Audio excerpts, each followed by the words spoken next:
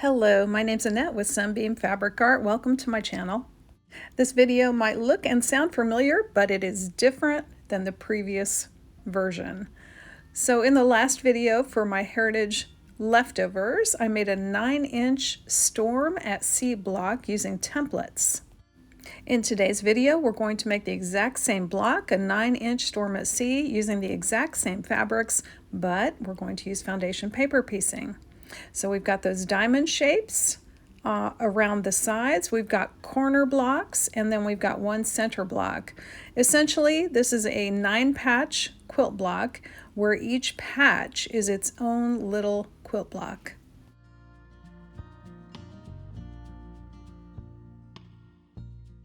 The pattern's on my Etsy shop. It's 14 pages, which includes the foundation instructions, 2 foundation patterns, one for 9-inch and one for 12-inch, and 2 sets of templates, one for 9-inch and one for 12-inch blocks. It also includes a couple of idea sheets with colors filled in and blank for you to fill in your own colors. The first thing I do when I'm doing a foundation paper piece pattern is cut the sections apart. So this pattern has 9 sections, 1 section for each of the 9 patches of this quilt block. So I'm going to cut those apart, and then I'll be cutting out fabric to match the pieces for each section.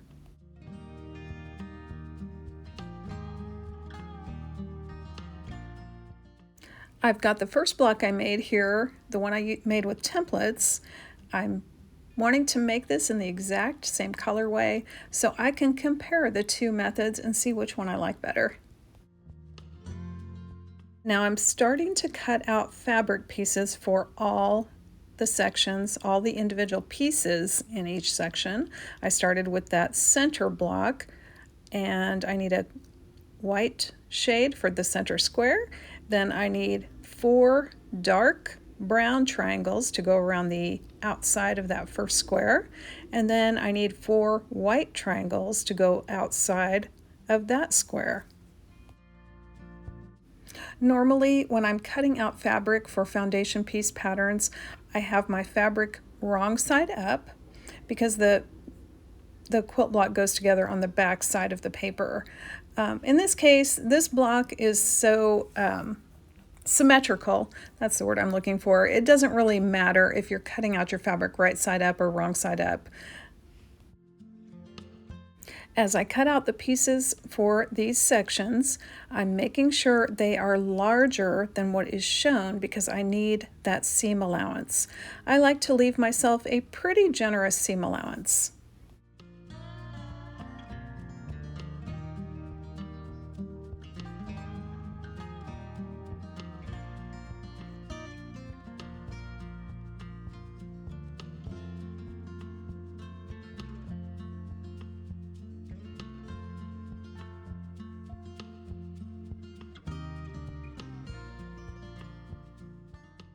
With all the pieces for that center section cut out, I set that aside, and I'm going to start cutting out the fabric for the rest of these sections, but we'll skip ahead to the end of that.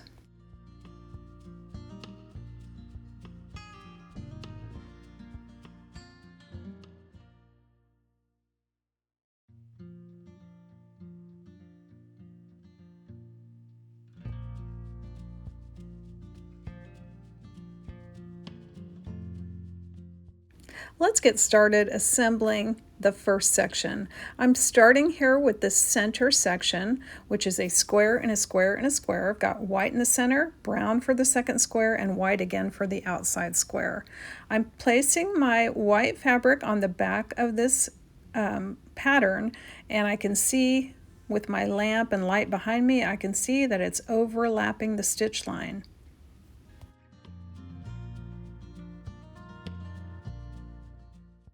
Next, I'm going to put one of the brown triangles that I cut out right sides together with an edge of my center square, and I'm going to make sure those 2 together are overlapping my stitch line.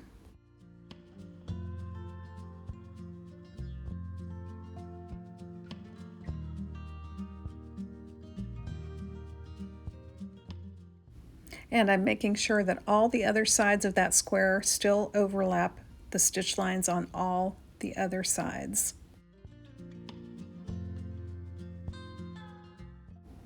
Once I feel confident that that's in the right place, I'm just going to stitch about 3 stitches ahead of my stitch line, all the way through the stitch line, and then about 3 stitches after the stitch line. My stitch length for this paper is set to 1.5. If I'm using thinner paper, I don't necessarily need to use 1.5. Sometimes I use 1.8, but I'm using regular copy paper on this pattern, so I'm having my stitch length a little bit shorter to make it easier for the perforation to tear. When I open up this brown triangle, and I will be pressing that, but I can see here it overlaps the outside of the entire section, and the brown does overlap the brown stitch lines. So I'll be able to have plenty of room to stitch on those white triangles around the outside. Normally I press after every addition, but in this case I have plenty of room to go ahead and stitch down the opposite brown triangle. So I'm going to do that, trim away my excess thread, and then I will press both of those brown triangles open.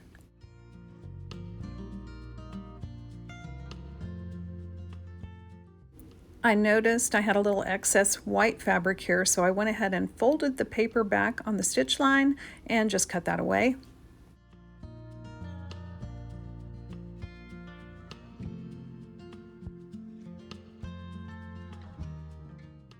Next, I'm going to add the other 2 brown triangles in the exact same way.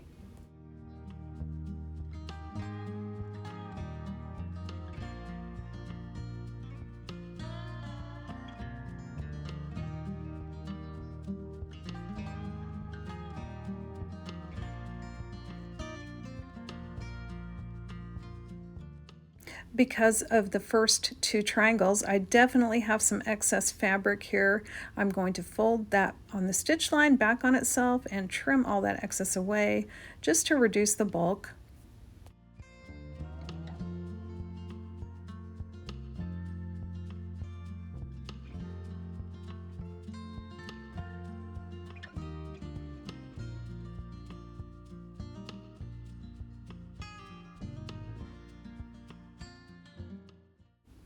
Once that's done, I can press the brown triangles open.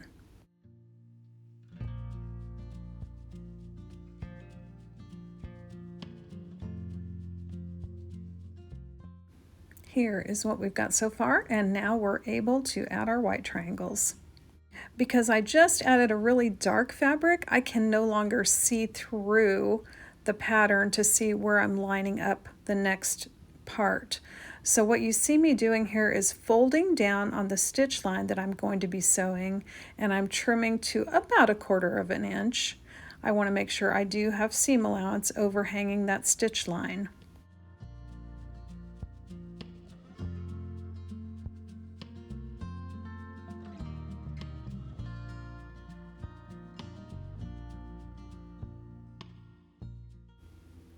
Doing that made this very easy to add my white triangles. I can see exactly where they need to go, and I can flip my paper over and stitch those down.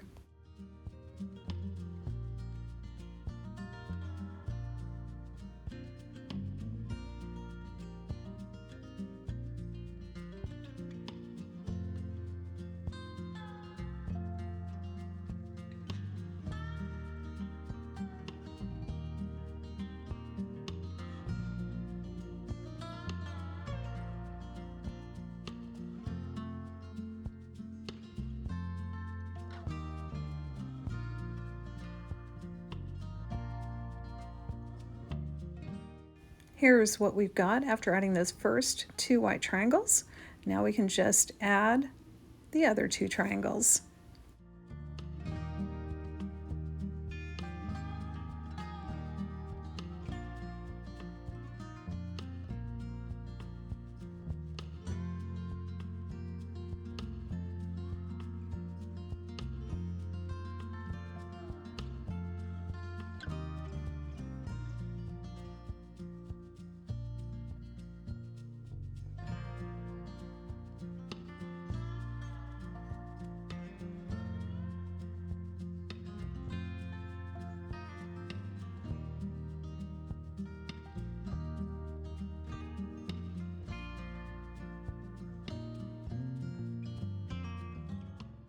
Now I do have some excess because of those first two triangles, so I'm going to fold on my stitch line and trim away that excess bulk.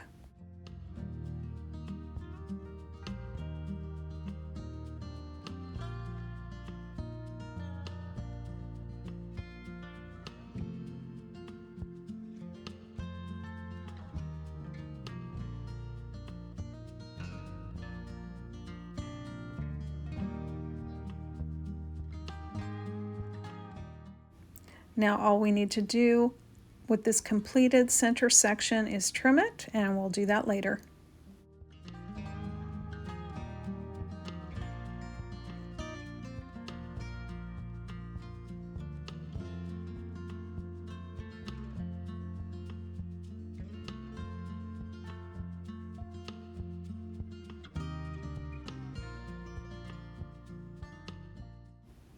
I'm going to fast forward through putting the rest of the pieces of this 9 patch together.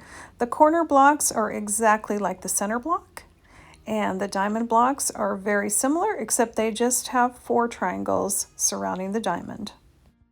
I did a little chain piecing on these 4 corners.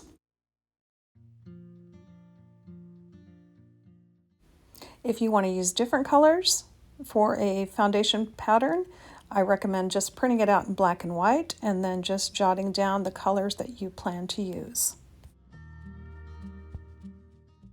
With all 9 sections completely sewn, it's time to trim them. So I'm just going to be using my cutting mat, a ruler, and a rotary cutter to trim these sections on the dotted line for cutting.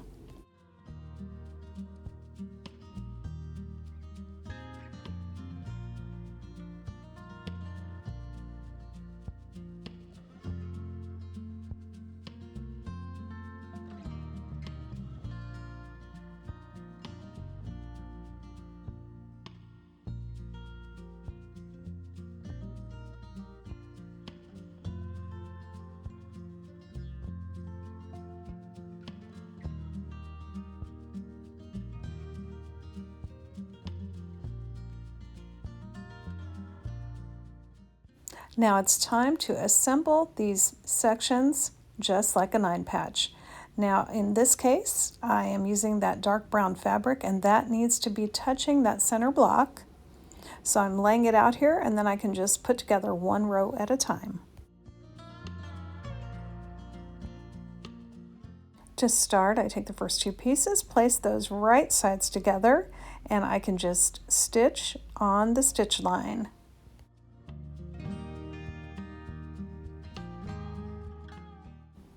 I took the second row, first and second pieces, and stitched those together as well, right on that stitch line.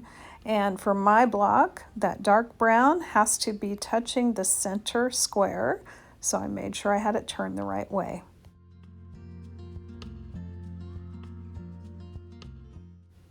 Once I had the first 2 parts of each row assembled, all I had to do was add that third part to complete each row.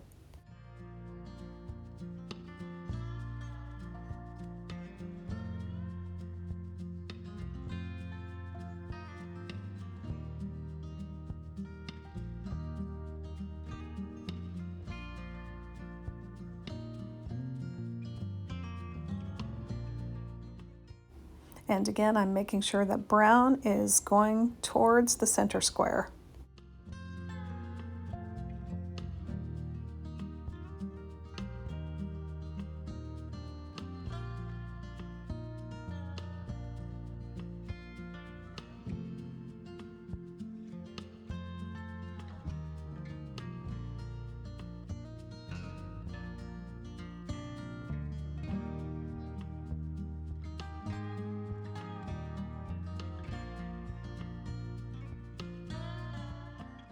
Now it's time to assemble the 3 rows to complete the block.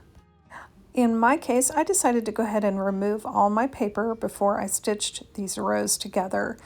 If you're feeling a little unsure, I would say leave the paper on, sew your rows together, and then pick all the paper out. For me, I sometimes use clips to assemble these rows. In this case, I did not use clips. I just used the nesting technique as I went along.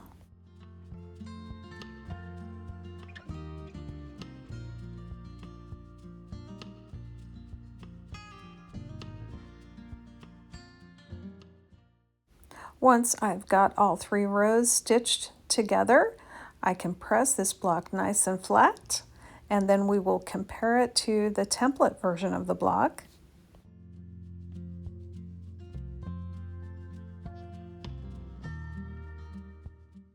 This Storm at Sea block does have quite a bit of bulk. Bulky seams, lots of seams coming together, so I did take a lot of time pressing it nice and flat. Let's take a look at these 2 finished blocks. On the left is the one I made using templates.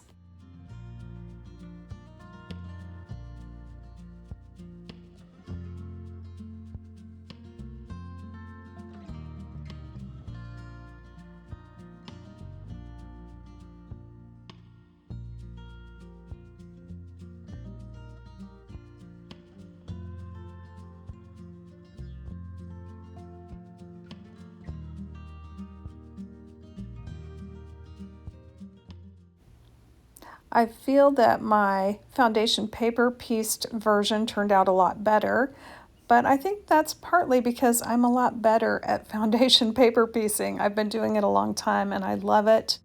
I'm not as good at traditional piecing. I do plan to keep practicing traditional piecing so that I do improve. Overall, these 2 blocks look great. And that is 2 more 9-inch blocks. And we will see what kind of quilt comes out of this heritage scrap quilt project. Thanks so much for joining me today, and I hope to see you back again real soon.